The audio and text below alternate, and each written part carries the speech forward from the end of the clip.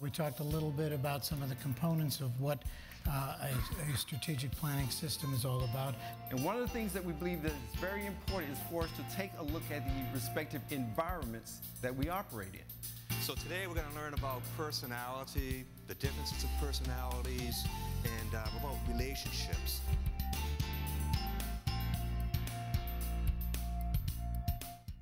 Good morning, everyone. I'm Melanie Cohen. Welcome to the HUD OCIO learning session.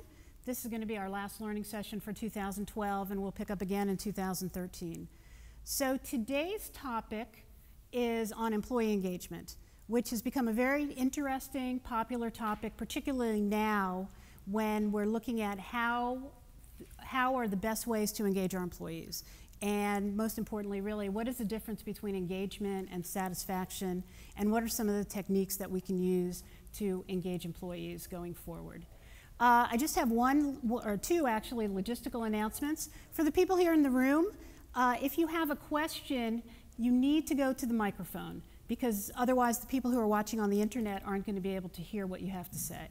And for HUD employees, if you're interested in getting credit for coming to this learning session, please send me an email. So let me introduce to you our guest today, Dr. Rhonda Jones. She works at the National Archives and Records Administration. Now, Rhonda has had extensive experience in the public sector in local, state, and federal government, as well as experience in academics. And she's an expert in employee engagement, so we actually couldn't find anybody who would be better to talk about this topic with us today. So please join me in welcoming Dr. Rhonda Jones. Thank you. Well, thank you so much for joining, for those of you who are here in person and those of you who are online. So our agenda today is as follows. Melanie was kind enough to do that introduction, and I was afraid when she got to we couldn't find anybody else better. She was going to say we couldn't find anybody else, but you didn't do that, so thank you. So we're going to talk about what employee engagement is, why it's important, how it can be measured, and then probably the real reason why you're here, what can you do to increase it. We'll, of course, take Q&A, and I have just a few resources. There are tons out there, but we're going to talk about a few of them today. So to start off, what is employee engagement? I want to set the stage, and to do that, I need your help. So I want you to think about a time, okay, a job, a place you worked, could be for pay, could be volunteer, where you were committed, you were excited about going to work, you were thrilled to get up in the morning. It was just a great place to work. Really, I want you to pause for a second and think about that. We can all think of examples where we woke up in the morning and said, oh God, do I have to go in? But I want you to think about the reverse. Think about when you were engaged, excited, committed, thrilled to be working for whatever organization you're working for. You have that picture? I want you to think about what was taking place at that time and what made you feel that way. Okay? So hopefully you'll keep that in mind as we move forward. One, I wanted to do that because I want everyone in a happy place as we do this session, but also if I were to go around the room, if I started with you, Melanie, and said, okay, tell me about your experience, I won't do that to you. Yeah. But if I did, that would probably be different than my experience, and we're going to talk about why that's important in the workplace. So keep that thought in mind. So, definitions. What is employee engagement? So we all have an idea of what it is. Some of you online might be Googling it, or maybe you did a Google search before you signed up to do this session. So you'll find tons and tons of definitions, tons of resources out there. Basically, if we could boil them down, it's the willingness for employees to go the extra mile, to put in discretionary effort, to do what needs to be done, to get their job done, to contribute to your agency's mission and goals. It includes maybe time, although it doesn't have to. It's not that we're looking for employees who work a whole lot of overtime. That doesn't necessarily mean that they're engaged. But time could be one of them, brain power and energy, that enthusiasm. There are a bunch of different definitions, as I indicated, and the Society for Human Resource Management was kind enough to kind of boil it down and say all the themes have something in common, and it's pride in your employer, the extent to which people enjoy what they do, believe in what they do. And for public sector employees, I mean, most of us came here maybe because, you know, we just needed a job, but most of us believe in the mission of our agency. How do we translate that into engagement for our employees? And then the other side of it, though, is the perception that the employer values what the employees bring to the table. So all of that is part of employee engagement, and hopefully that kind of makes sense. In my presentation, I originally had a video clip, a YouTube video clip, just to kind of, you know, change things up a little bit. We can't show the video clip due to copyright restrictions. The URL will be included in the final slides that are sent to you. But basically, if you have a chance to take a look at this clip, it's a good one. It's not the only one. But this organization is asking its employees, why do you think, you know, our company is a great place to work? And some of the themes that I pulled out of it, and the reason I selected it, is because you hear employees talking about the fact that they have autonomy to do their jobs. Now, in the federal government, we always have rules and regulations that we have to adhere to. That's okay. But to what extent do you allow your employees to find the best way to do their jobs? It might be different from person to person, so that comes out in this video clip. Also, the employees feel very strong, they're very earnest about the fact that they can focus on helping their clients. Now, this happens to be a private industry group. We're in the public sector, but still, we have clients too. We're in business to serve the public. And then they have pride in their work and their organization, and there's a strong sense of employee development. So employees are looking to increase their skills. They're not looking to be stagnant. They want to do better. And how does the organization help them do that? So if you have a chance to take a look at that clip, it's a good one and it's a short one. So I know I'm asking you to do a whole lot of work this morning. We had the exercise where you envisioned the last time you were engaged and what it meant for you. So now I want you to think about, how does your agency, if you work for the federal government, if you work for a private organization, how does your company define employee engagement? Do you even? Do your supervisors and managers own that definition? We're going to talk about, in just a second, sometimes employee engagement is confused with satisfaction.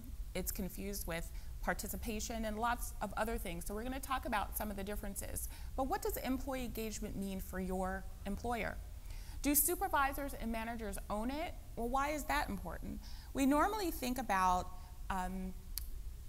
a lot of human capital initiatives need to be championed from the top. That's true, but on a day-to-day basis, who is it that our employees see? It's their immediate supervisor and maybe the person above them. And if they don't own the definition of employee engagement, you're not going to make any headway. In addition, if your supervisors and managers don't own the definition, if you don't even have a definition of employee engagement, what barriers exist? Let's see. I jotted down a few notes on my paper, and for full engagement, I pulled a Towers Perrin study. I think it was 2011, and they were looking at employee engagement. And one of the things, the myths they wanted to dispel, is that compliance is not engagement. So in the federal government, you know, a lot of times we have workers come to work, they're doing what you tell them to do, but that doesn't necessarily mean they're engaged in their work. They're excited about it, they're happy, they're going that extra mile. So let's talk for a second about engagement versus satisfaction.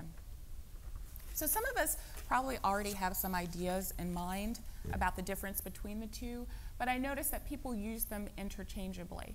And so let's talk about what the difference is between them. So job satisfaction refers to how employees feel about compensation, benefits, certain aspects of the workplace, of course, their relationship with their supervisor and their manager. And that's good. We want satisfied employees. Why do we want satisfied employees? Because they're more likely to stay with an organization. We all know that it takes a whole lot of money and effort to recruit someone, bring them in and train them, so we want them to stay. We want federal workers to be satisfied. But employee engagement, though, is a little different. It's about employees' level of commitment and connection at work. It's what is motivating employees to work diligently. Who is motivating them to make that extra effort, and what conditions are motivating them to be exceptional employees? So that's a little different. And when we think of satisfaction, satisfaction is kind of the fulfillment of a need or a want. Some of the words that are synonymous with commitment, we think contentment, okay, if you're gratified. Engagement and being engaged, though, is different. It's being greatly interested, giving attention to something, holding the attention of. So when we talk about how federal agencies engage employees, how do you keep them interested? How do you keep them wanting to find new and creative ways of doing their job well? So that's kind of what we're talking about. And hopefully that makes sense. For those of you online, I can scan the audience, and I'm looking to make sure eyes aren't glazing over, but I think everyone's with me so far. So good. So when we talk about the importance of employee engagement, some people think, oh, okay, it's just another human capital fad. You know, tomorrow it'll be something else. Well, why does it make a difference? There have been tons of studies done, and I have a couple posted, which will be included in the slides that you receive. SAIC, in conjunction with looked at Gallup and some of the questions. Gallup organization does an employee engagement survey. And they have consistently found that certain measures of employee engagement have high correlation to business results that you can actually measure. Profitability, productivity, turnover, and safety. So again, when we think of these, when you look at profitability, for instance, you might say, oh, well, we're in the federal government. What do we care about profitability?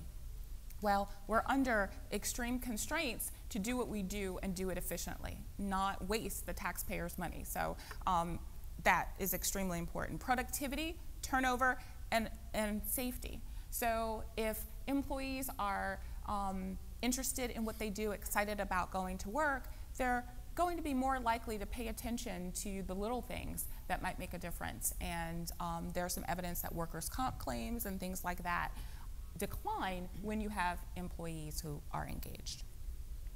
In addition, in talking about the importance, one of the second bullet point I have on the slide is that the greater employees' engagement, the more likely they are to go the extra mile, deliver excellent on-the-job performance, and they might be more willing to stay with an organization.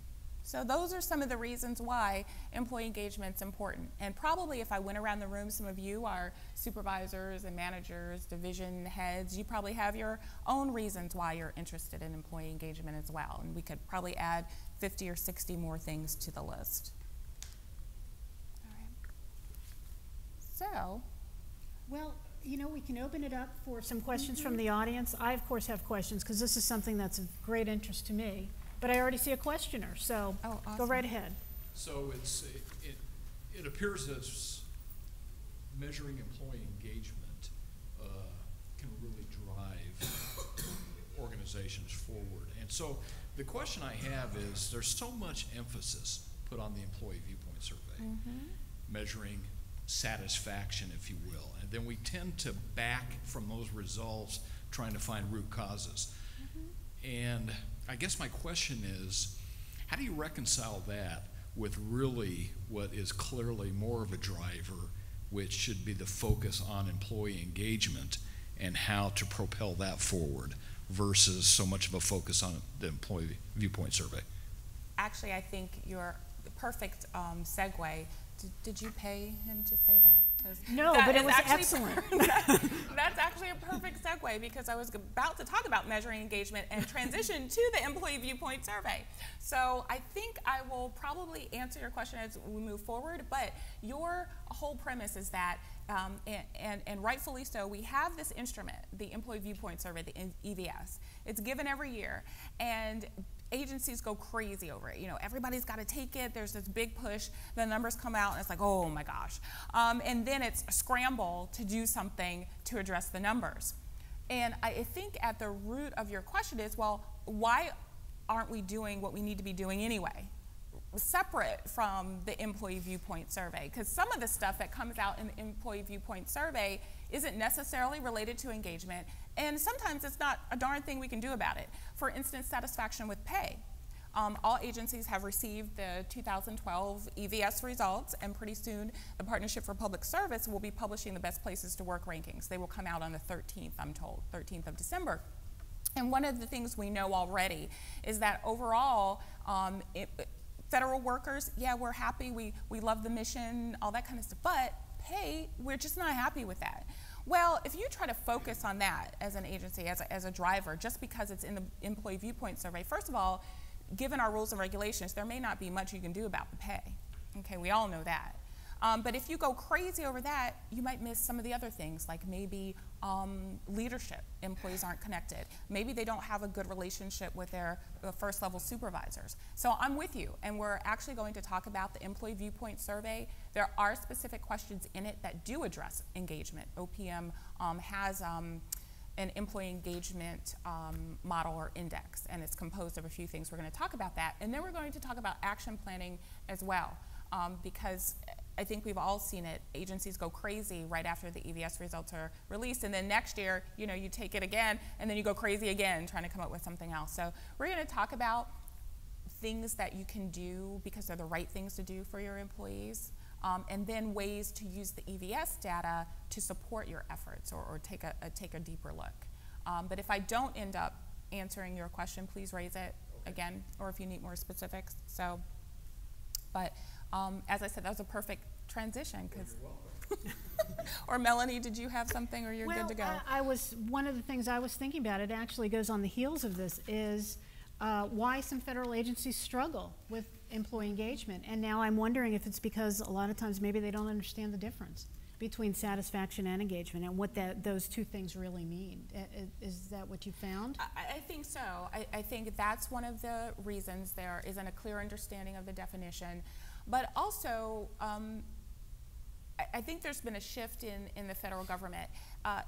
Years ago, people were thinking, okay, federal workers are in, where are they going to go? You know, they're going to stay with us forever. So it's like, oh, if they're happy, great. If they're not, you know, they're federal workers. Well, that's not true anymore. It may be true just right now because of the economy that federal workers aren't moving much. But guess what? As soon as that changes, they're going to be out the door too, because we have so many different choices. And especially with younger generations, and I'm at an age where I can say that now, younger generations, but you know, the expectation is not that they will stay with an organization for 20, 30, you know, 50 years and retire. They're looking for opportunities to be able to grow, to use their talents, to bring their entire selves, or people say their whole selves, to the job. And if your agency isn't doing it, they're not going to be around. And so, you know, why we don't do it well, I think it's kind of a new thing for us. We're trying to get a handle on what it means and actually what steps we can take within, I don't want to say boundaries, but we do have certain guidelines in the federal government that you know, private companies don't have. They're freer to play with some of the perks and the pay. So I think those are a couple of the reasons why. Great. So go ahead. If there aren't any other questions right now, we'll just continue. Okay, great. Okay. Well, let's talk about measuring. There's one more question. Okay. Thanks. I have a question along a similar line to Stan's question, and that's when you ask employees, are you engaged or are you willing to go the extra mile?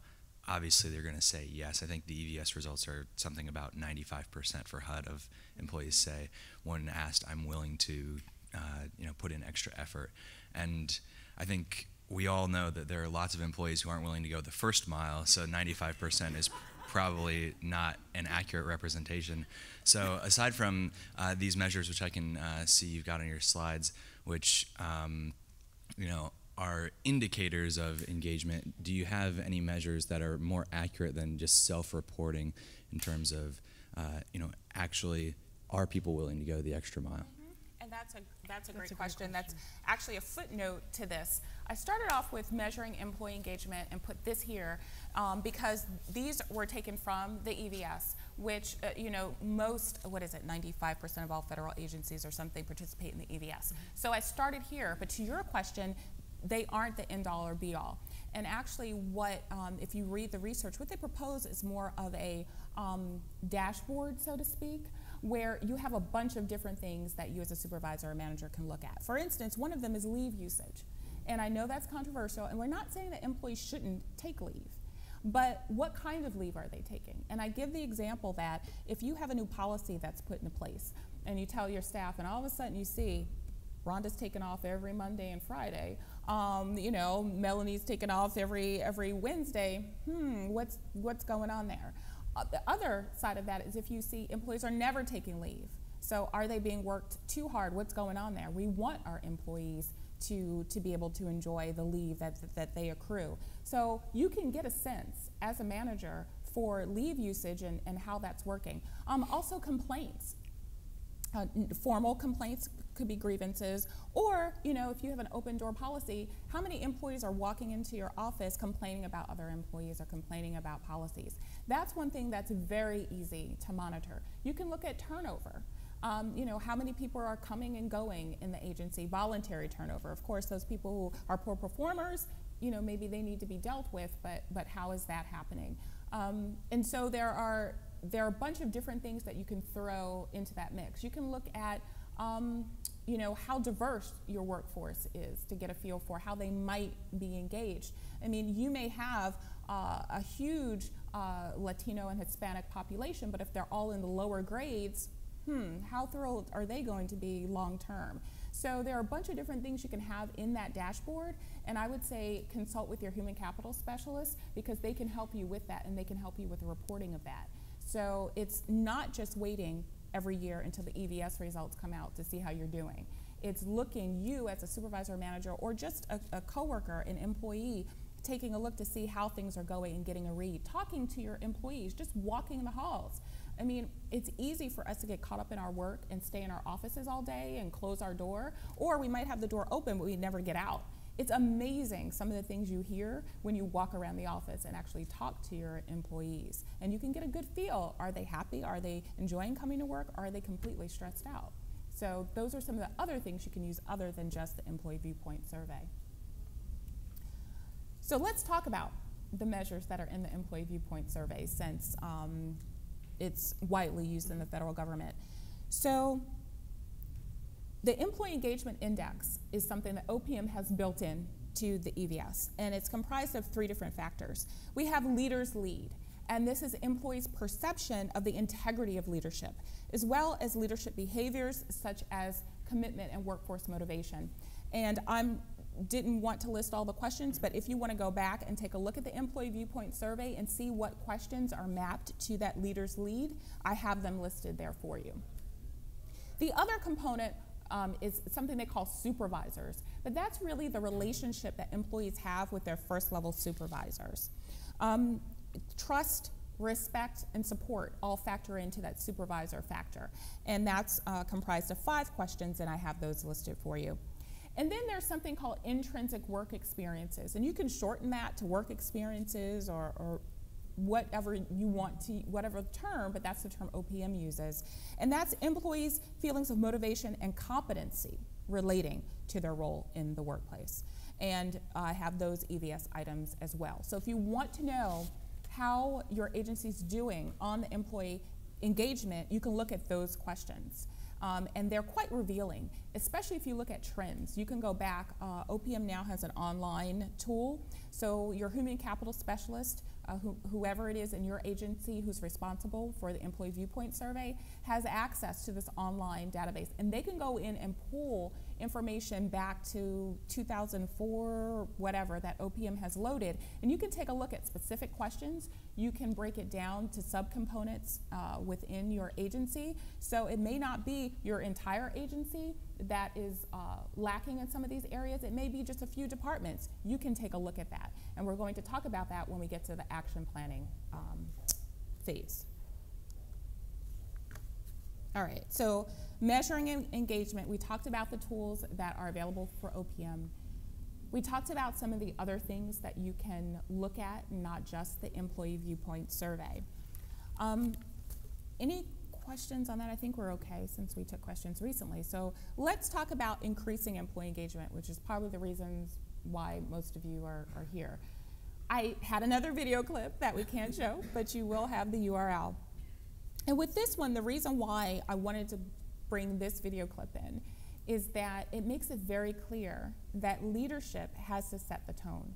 There has to be an organizational climate that is conducive to the things necessary for employee engagement. Without that, you know, it's not going to work. Now, sometimes, most of the time, you know, it's great if it comes top down. Sometimes, and we'll talk about this, it might need to be bottom up.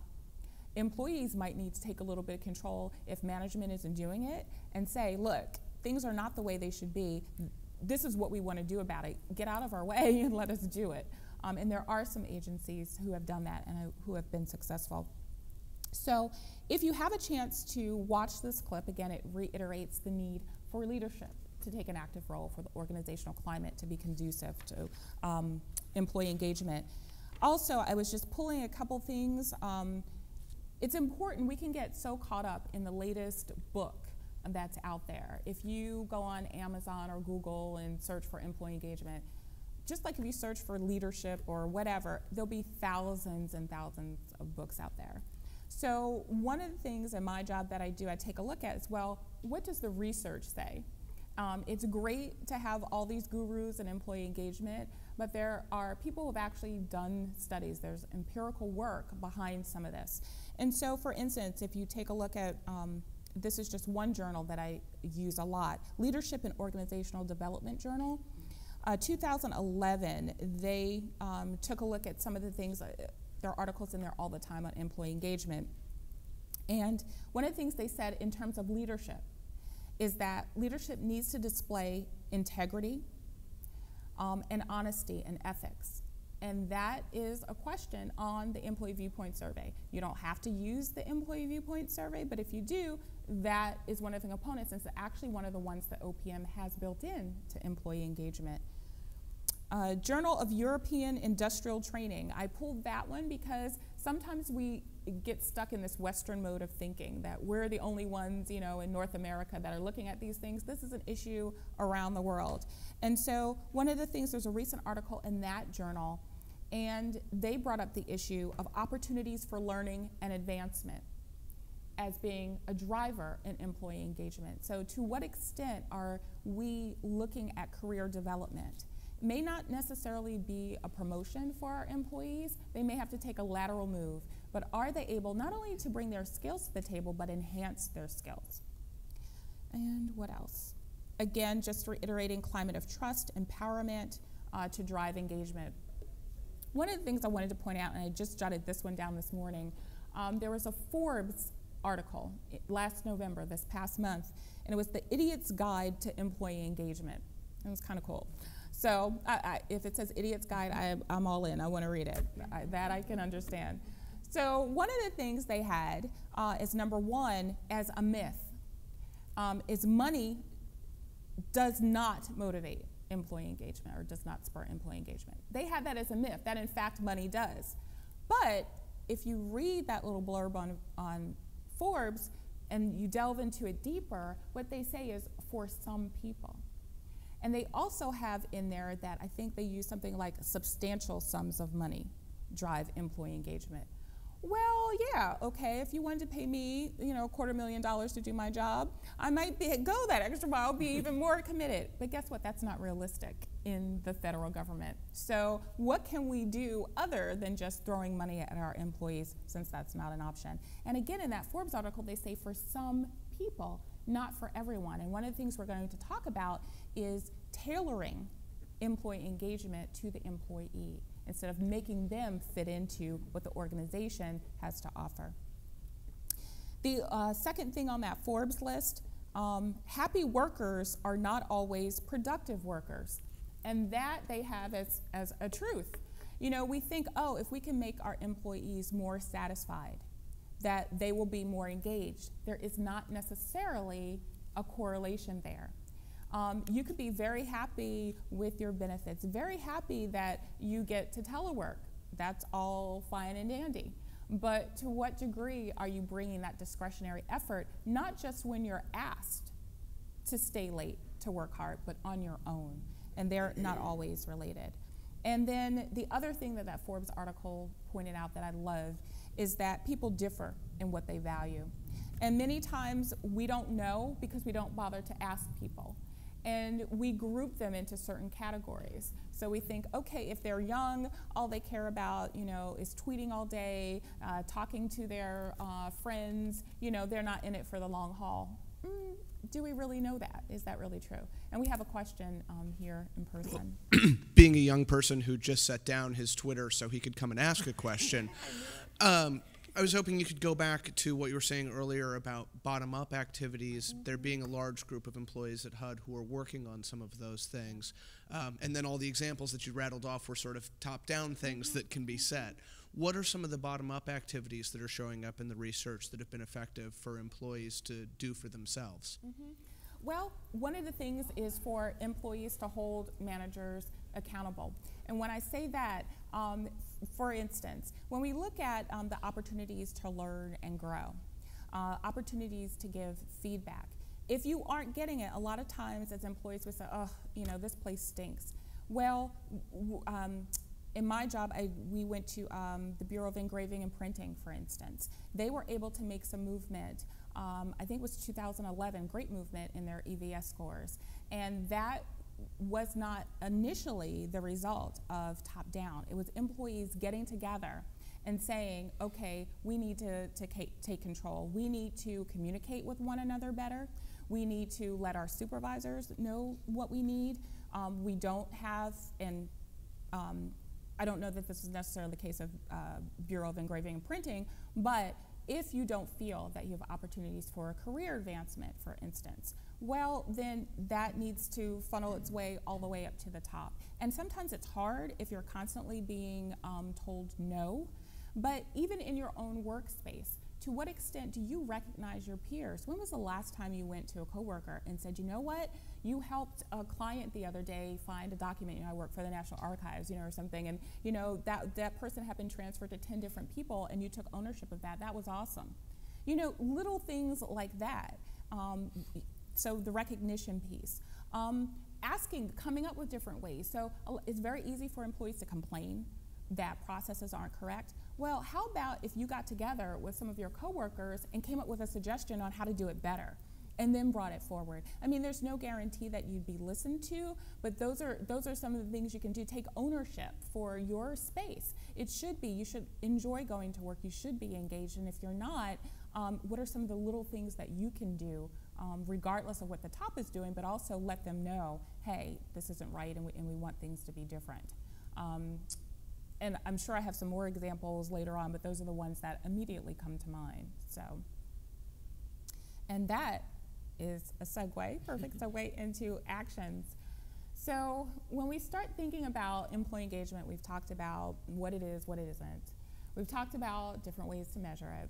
And now I want to talk about steps you can take to increase it. I've separated them into long-term actions and short-term actions. Too often, when I talk to people about employee engagement, they want to know, okay, just give me that one tidbit that I can do. Like, there's a magic wand, and you can just go, tap people on the head, employees on the head, boom, you're engaged, boom, you're engaged. It doesn't work that way. So there are some long-term things that you really need to look at. And recently, I had the opportunity to speak with people at the Partnership for Public Service, PPS. They're the ones that issue the best places to work rankings. And one of the things they said, which we kind of knew intuitively, but they said if you're an agency who's struggling with employee engagement, with employee viewpoint, it's going to take about 4 to 5 years to turn around. 4 to 5 years to turn around. That's a long time. And usually people don't want to hear that. They want a quick fix. So let's talk about some of the long-term things first. Okay, perfect. Oops, and maybe I should move a slide there. All right. Identify and communicate overall agency priorities. In speaking with employees, not just where I work, but other companies where I work, a lot of times employees just don't know what the agency is focused on. It seems like it's haphazard stuff, especially in regards, someone mentioned earlier, the EVS comes out, all of a sudden you're scrambling to do something, and then a year later the EVS comes out again, you're scrambling to do something else. And employees don't really understand what are the agency's priorities and how does what I do fit in with that. So routinely take time to communicate the connection of work to specific offices. Okay, communicate that back to the agency-wide priorities. Report on activities that directly correlate to mission attainment, and acknowledge your employees for things they do to help with that mission attainment. You have to be careful though, because when you talk about employee engagement, true, not everybody's different, and you're talking about your whole workforce, not just part of it. So we have to be careful and make sure that our methods of communication allow for all employees to receive the message. For instance, you know, a lot of times we're so eager to do everything electronically, but do you have employees who do not have routine access to a computer or email? You can't expect them to spend their personal time doing this. So you may, in fact, need to use hard copy methods to communicate with employees. Sometimes videos are great, just short clips. Maybe a blog, maybe a tweet. If your agency has a Facebook page and employees are part of it, that's another way. So we need to think about all ways of communicating to staff. And then the other side is encouraging and recognizing creative, unique, and new ideas. Because if you want employees to be engaged, you want them to exhibit discretionary effort, you want them to come up with other ways of doing their job well, you have to be receptive to that. You can't say, well, that doesn't make sense to me, because maybe, especially for new employees coming in from the outside, they have some great ideas because they bring some fresh perspectives with them. And how do you nurture that and encourage that? So that's one long-term action. Let's talk about transparency. And I know that federal agencies are supposed to be transparent, but are we really? When significant agency-wide or office changes are made, increase communication with staff. Explain the challenges that will be faced and reasons why the decisions were made. It's very hard. There's always resistance when there's change, always. And if you don't manage that well, it could fester and lead to low morale and be very difficult to overcome. So what I'm saying here is be proactive in that. You have to tell people, yeah, we're changing, but here's why. And here's why we think it will make your job better. Again, make sure all modes of communication allow for all employees to receive the message, be receptive to new and emergency technology. And technology is wonderful when it works correctly. Okay, how many times have you were supposed to attend a webinar or something and you tried to dial in, you couldn't dial in. Or you dialed in and then the video was choppy. Or they asked for feedback, you tried to type in comments and they didn't show up anywhere. Or you got kicked off the phone line a couple of times. So, you know, think through some of those beforehand. Employees will not go the extra mile if they don't feel that they have a stake in what's being done. And let's talk about also getting employees to participate in the decision-making process. As I said earlier, it's easier to get employee buy-in, to get them engaged, to get them to feel good, be committed to what's going on if you have them involved early on. But you can't make everybody happy all the time. Okay, if you look at your employee viewpoint surveys or whatever measure you use for employee satisfaction, you probably can rattle off the names of some employees who you've tried everything for them and they're just not happy campers. Well, you have to develop as an agency, as a supervisor or manager, what criteria are you going to use to determine what rises to the level of things that you share with your staff and things you don't. So your agency, and you may be an executive, a senior level executive, does that mean that we need to have employees in on every senior level meeting? No, that's why we have senior leaders. So sometimes employees don't need to know everything, but you have to decide what is important for them to know and what isn't. This makes me think of a visit. I recently went to Carfax, the company recently, and we took a bunch of people with us to look at a few things, their processes for a bunch of different things, but we had the HR director there, and she was talking about, we asked, how is Carfax able to be one of the top 50 best places to work? If you read, I think it's Washingtonian Magazine or some of the others, they're always at the top. You know, tell us a little bit about what you do to engage your employees. And one of the things she said is you have to say no sometimes. So back to those employees that you're never going to make happy, it's okay to say, all right, you have a suggestion, We saw in the employee viewpoint survey, for instance, maybe career progression is an issue. You know what? Not everybody will be able to be promoted. You know, otherwise we'd be top heavy. So we can't do that. But the other part of it is explain why. So, and that just came home very clearly because I think we're too in the mode of let's do everything, but the fact is you can't do everything, and sometimes you do have to tell your employees no, but communicating the reasons why will make a difference. And this one, long term, is very important for employee engagement, regardless of what article you read, and that is soliciting and rewarding great ideas. What mechanisms do you have in place other than just the employee viewpoint survey, which is feedback? That isn't getting great ideas. I know the TSA had something called Idea Factory, which many other agencies have started to use. We use something Idea Scale, but usually we only have it open at certain times when we want feedback on a specific issue. Why don't you have those mechanisms in place all the time so that employees can contribute and think about suggestions for doing their jobs better? To the greatest extent possible, obviously you need to work with the union. Also employee affinity groups to identify people who are already doing great and creative things in your organization. People who are already going the extra mile without being asked to do so. So what mechanisms do you have in place for that? And take action on the best ideas and communicate that action to your employees, because sometimes the results that we get when employees are complaining about something, they say, well, why don't we have XYZ? And you look and you're like, we do have XYZ. Well, they had no idea. Why? Because it wasn't communicated to them, or wasn't communicated in a way that they could have access to. So something else to think about. And action planning. All right. Action planning sometimes has a bad name, gets a bad rap. Especially if you're in senior management, you probably have more action plans out the wazoo. It's like, oh, another action plan for employee engagement. You actually shouldn't have a separate action plan for employee engagement. It should be built in to the things you do already in your agency because they're the right things to do. But if you don't have an action plan, you're trying to implement one, you have to determine where you stand. Where are you now on those key measures of employee engagement? Whether it's the employee viewpoint survey, whether you're looking at leave, whether you're looking at grievances, whether you're looking at, do employees come up with different ways to do processes? Whatever it is, where do you stand now? You need that measurement.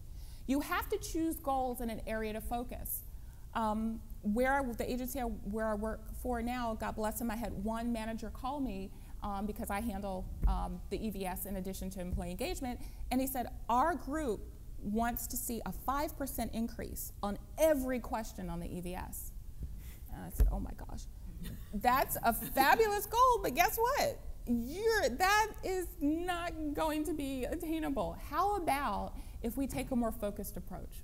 How about we look at the ones that are maybe for the EVS, not at least 65% happy, or maybe we take a look at some of the quick wins. Can we narrow that down a little bit?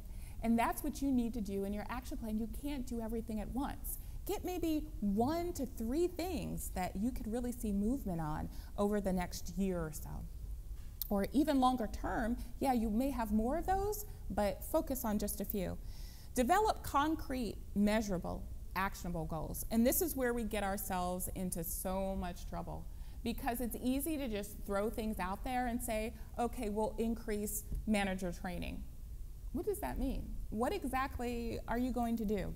You need to have measurable and actionable goals. And you need to involve everyone. Not every agency has a great relationship with the union, but you know what? You need to work with them to get things done, especially when you're talking about working conditions. And when we're talking about employee engagement, there may need to be some changes in that. So you need to get them involved as soon as possible. Managers and supervisors, upper level managers, everybody needs to be at the table.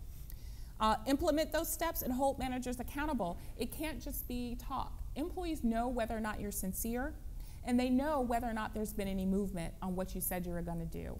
And so you need to hold managers accountable. Maybe that's something you build into the performance plan, maybe. Maybe it's when you have town hall meetings, you make managers stand up and tell everybody what they've been doing to make progress on those goals. And if they don't have anything to report, okay, their employees will know that, they'll see that. Measure and communicate progress and setbacks to staff. Don't be afraid to say, you know what, we didn't achieve our goal here. Here's what we're going to do to change that. And celebrate success. I was at a group recently and I asked them, they were having some issues around employee engagement. I said, what do you do to celebrate your accomplishments? And they all looked at me. And when I didn't get an answer, I knew that was a problem. So sometimes we're so focused on the things that we don't do that we never have a chance to say, you know what, team, this is awesome. Look, we've come so close to our goal. We've surpassed our goal. Just celebrate success. So keys on this as we wrap up for action planning, and this is just kind of bullet points. We obviously can't go through everything in an hour. But don't just make action planning a paper exercise. Please don't. And involve your human capital specialist in this. I mean, they have the knowledge as far as the research that's behind employee engagement, what things you can be looking at. They can help you with some of those measures. So get them involved sooner rather than later. And yes, that was a selfish plug because I'm a human capital specialist. So let's see. And now, let's see. Actually, let me stop for a second and take a question before we talk about quick wins. Does anybody have a question about action planning or some of the long-term goals? And again, these are just bullet points, so great. We do have a question from the audience. Well, I have a comment because over the years I've worked with supervisors, and one of the things I've encouraged them to do is at least once a year at a staff meeting just to pose a couple of questions to really engage the employees. One is, what could we do to work better as a team? Now, again, the premise is you're asking these questions because you're going to listen and implement some of the changes that you can. The other is, what can we do to perform better operationally? And what's interesting is normally there's someone that's the technical guru that has ideas or have been doing the work and said, you know, we could do this easier. The problem is no one ever asked them, or for a variety of reasons, they don't come forth and volunteer this. But one of the principles I've learned is that people best support what they help create. But it's up to management to ask the questions, and like you mentioned before, to provide the climate where it's okay, it's acceptable, it's encouraged to come forth with ideas. And it's amazing also when you're working with groups and pose those type of questions that it's not always the initial response, but it's the group think. They start building on their ideas, and they will take ownership of it and will do the legwork, the research, etc. So it's just really getting in the habit of asking simple but profound questions that could really make a difference. Thank you. I mean, that's perfect. I think you touched on so many different things. You mentioned asking what employees want, what you could do, but also being willing to act on it. So if you ask them, you get responses, but then you don't do anything with them, guess what? You're going to ask again, and they're going to stop telling you. Right, the trust and credibility is gone. Exactly, trust and credibility will go down. And the other thing you said is about that synergy in the office. So people want, well, I've never been asked that question before. You know what? Federal workers are so willing that they'll step up to the plate and they'll join together. There's so much talent we have that is underutilized. And how do you bring that to the forefront?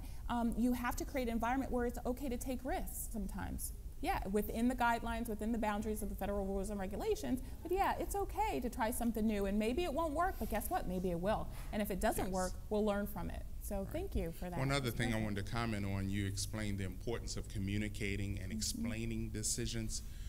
One thing I've found is that when that communication does not take place, employees will fill in the blanks.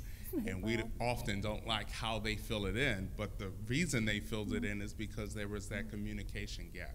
Exactly, and we have a communications director who talks about breadcrumbs. And when you think about breadcrumbs, But you know, it's laying the trail all along. So before you take an action, all right guys, you know what, there are gonna be some changes coming down the pike, restructuring, whatever, here's what we're looking at, here's why. And ideally, that would be the time to get them involved too in that process before the changes are made.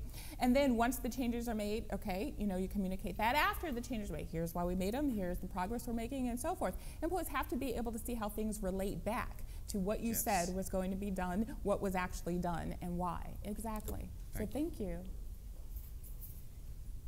One more? I think we have another question or comment or. Yeah, I just wanted to provide a little bit of context information to folks in the room and in the field. And that's that you keep mentioning our HR specialist. Our employee viewpoint survey data analysis is done by our Office of Strategic Planning and Management. If anybody has questions about that, you can feel free to ask me afterwards. Chris Walsh, for those on the webinar, if you want to send me an email. And you also all have the opportunity to participate in our discussion and our analysis. If you go on HUD Connect, we've got an open page. Anybody at any point in time can comment on specific data points, offer suggestions for ways that we can engage our employees better. I'd also comment that HUD does have an ideation platform. It's HUD Ideas in Action, and we use that on a regular basis to solicit ideas from employees. Anybody at any point can go on and suggest ideas. We're always looking for ways to improve that, to be more user-friendly, better to suit your needs. Please feel free to talk to me afterwards if you have ideas on that front as well. Thank you. All right, awesome. It's like an unsolicited sort of promo for our HUD efforts, but that's great because you can get a better sense of what we're doing. We're doing a number of things here, so it gives you a better sense of what's happening. And that's the thing, we are doing good things throughout the federal government, but it's a matter, you know, of having those targeted and doing the right things, you know, so perfect. Well, Melanie earlier gave me the little, okay, 5 minutes. So we're perfect. So let's talk about quick wins. All right, these may seem kind of silly, but if you look at some of the research, you know, how to make your organization a great place to work and some of those, all right, low cost ways, because we're under budget constraints. So it's nice if you want to throw a party, but you know, we don't have the money in the budget, and we don't want to be one of those agencies that's in the news for spending too much money on that. So what low cost ways can you use? Handwritten notes. When was the last time you actually wrote a note? We are so used to firing off an email to somebody, but I remember, you know, that example of remember a time you were engaged. I worked for an organization, and the head of the agency would write birthday cards. He would not only sign it, but he would write a note. And he knew what to write for each employee. Now, we were small, like 400 or 500, because he had walked around, because he had been to different locations. So he wouldn't know everything about Rhonda Jones, but he might know, oh, you know what, you know, your 16th anniversary recently came up. You know, he'd maybe write a handwritten note, congratulations on that. That makes a world of difference if people know that you care. Walk around your office and converse with staff. We talked about this earlier.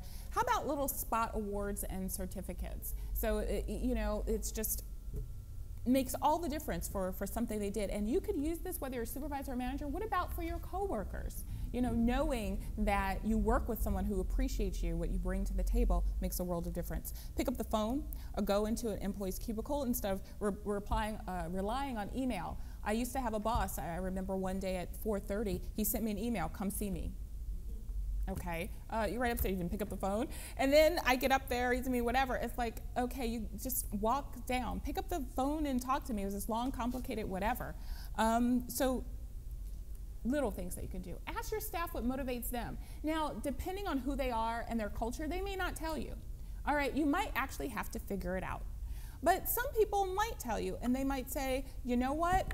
I'm not one for public recognition. So, you know, having me up on the stage or whatever, I'm not into that. That's not really what I want. Somebody else might say, just getting to know one another, talking about our family, whatever, that makes a difference to me. Somebody else might say, well, you know what? I've been stuck in this job for 10 years. I haven't gotten a pay raise, whatever. I don't think my skills are being utilized. What are you going to do for me? But you have to ask them at least. Look for ways to develop your employees. Look, a lot of times we tend to micromanage. So especially if you're a supervisor or manager, it's got to be your way or that's it. Well, wait a minute, hold it. Ask for volunteers for projects. You don't have to do everything. That's one of the great things about being a supervisor or manager. You want to be surrounded by the people who have the best talent. And so something comes up, take your child to work day. Well, you don't have to run that. Ask for volunteers. Maybe there's somebody who does that or has never done it, would love the opportunity to do it. Tailor training opportunities to individual needs and goals. That is sometimes a difficult thing, but you can do it. And if you, I don't want to say the dreaded IDP, individual development plan, because that brings all kinds of notions, but you know what? Done properly, they are useful tools, and employees will tell us what they need to grow, and we have to give it to them. And the last thing, and I'm probably like at 1 minute, but have fun. You know, smile. Remember back to that time. I should go back to that first slide. A time when you were engaged, excited, committed. You got up in the morning and you said, oh my gosh, I'm looking forward to going to work. That is what you want. And probably if you think back to it, you had fun at your job. You had fun with your coworkers. Was everything perfect? No. Nothing is ever going to be perfect all the time, but you want to create an environment that is conducive, that encourages employee engagement, and have fun with it. So we're going to send out the resources and contact information. There are tons on employee engagement. Those are just a few. I'm not endorsing, I'm not paid by any of those companies or receive any compensation, but you might want to take a peek because there's some good resources out there. Okay. If we don't have any other questions from the audience, I have one question that I've been dying to ask. So I see no questions. So let me ask my question. Now I think we have a much better understanding of satisfaction and engagement. And so I'm wondering if we could kind of crystal ball it a little bit. What do you see as the future of employee engagement in the public sector, given what we're going toward, in the next coming years? Well, what it's going to be and what I'd like it to be are probably two different things, but I think agencies will need to have realistic conversations, senior management staff, about their expectations for supervisors and managers. When we talk about that climate that's conducive to engagement, that allows employees to bring their whole selves, to offer ideas and suggestions, to take chances and maybe fail. Well, do we have supervisors and managers who are supporting that? Oftentimes we pick people because of technical skills, which are important, but we also need the people side. And to what degree have we instilled employee engagement as part of the supervisory hiring and training process? So I think that will change, definitely, especially as the economy gets better and people have more choices about where they're going to go. We may not have federal workers leave your agency to go work in the private sector, but they might leave your agency to go to another agency that's higher on that best place to work list or higher in employee engagement. So I think we will definitely see that. And lastly, with a limited time, I think we will see employee engagement more tailored. And that's a change, that's a shift for human capital, because in the past it was have everything be the same for all employees, so we don't get EEO lawsuits or anything like that. But now we're seeing a shift. And what's important to Rhonda and matters for Rhonda and helps engage Rhonda may not help engage Melanie, may not help engage you. And so I think we will definitely see more tailoring of that in the federal workplace. Okay, terrific. Well, thank you very much, Rhonda, for coming to talk to us. Pleasure. And look for us in January when we come back with our next HUD OCIO learning session. So everyone have a great day. Thank you very much. Thank you. It was a pleasure. Thank you.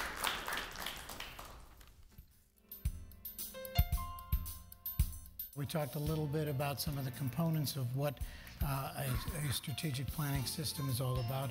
And one of the things that we believe that is very important is for us to take a look at the respective environments that we operate in. So today we're going to learn about personality, the differences of personalities, and about relationships.